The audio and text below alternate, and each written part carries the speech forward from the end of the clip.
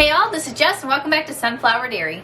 So today I'm going to be talking about my must-grow large tomato varieties for 2024.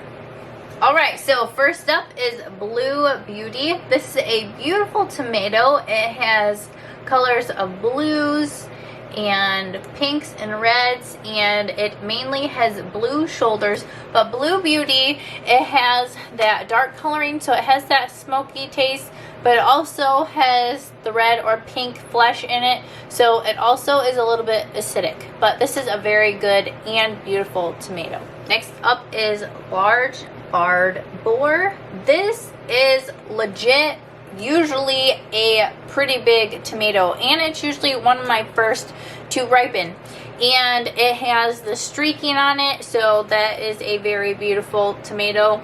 And it has a little bit of acidic taste, but also is a little bit milder because it does also have the green streaking. But this is a very good variety that I like as well. Next up is Terracotta. So this is a beautiful bright orange tomato. It does taste acidic, but it usually does get a pretty decent size. So this is a very nice large slicer tomato. Next is one of my favorites. This is a beautiful, gorgeous tomato, Black Beauty. And it literally is one of the darkest tomatoes that you can get. It has that dark, smoky, rich flavor, and it's usually either a medium to larger tomato, but this is just gorgeous. Now this is the Berkeley tie-dye pink tomato, and this also has a little bit of acidity, and it is also mild because it has the green, but this also has the streaking. This is a lot like the Barred Boar tomato, and also it does ripen earlier, but I like both of these because they are each a little bit different. But I do really enjoy growing both of these because these are usually one of my first ripening tomatoes. Up is German Pink. So this is a nice big beefy tomato. It is acidic, but it's not super acidic because it is a light pink color. But this is also a very good slicer sandwich tomato. Next is Aunt Ruby's German Green Tomato.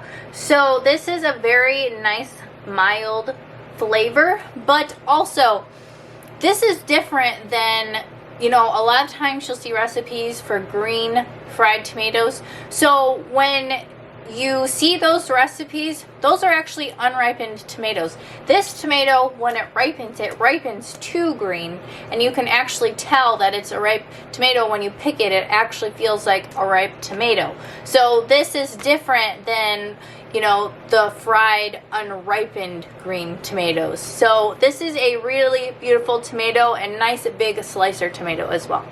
White Tomaso. So this is a really beautiful white tomato, and this ripens right white.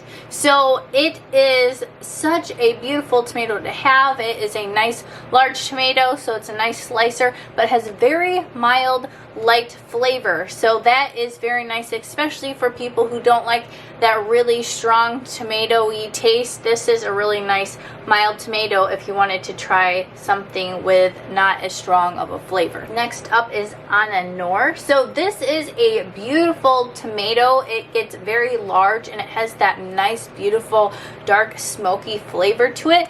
This is a very nice tomato. It's great for slicers. It is a really nice, big, beefy tomato.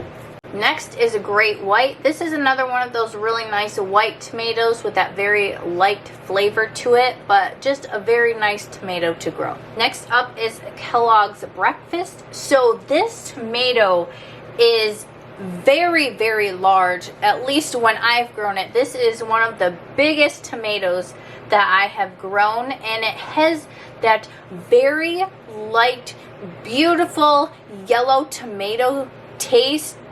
Literally, it is one of the best tomatoes. So I really love growing this for how huge it gets, and it's such a great slicer tomato, but also the flavor. Now I have saved the best for last. This is my absolute favorite tomato, the Stuart Rollois, and it has those dark, beautiful purple shoulders and the yellow pineapple-y centers. This tomato is beautiful, and it tastes delicious. It has those light citrusy, almost pineapple-y flavor.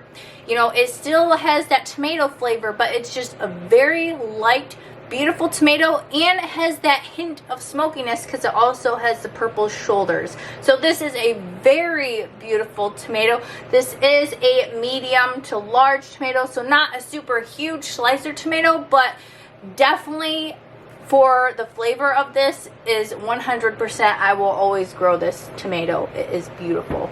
All right, also that is my must grow tomato list. Now these are only my must grows. These aren't just what I'm going to be growing. So these are what, you know, is always on a list no matter what, because these are definitely my favorites. But I am going to be growing other varieties as well, but these are my main ones that will always be on my tomato must grow list. So I'm not going to be starting tomatoes just yet. For me in my zone 6, I am going to be starting these either the end of February / the beginning of March is the time I'm going to be starting my tomatoes. But let me know if you have grown any of these varieties. All right, all, thank you for watching and have a blessed day.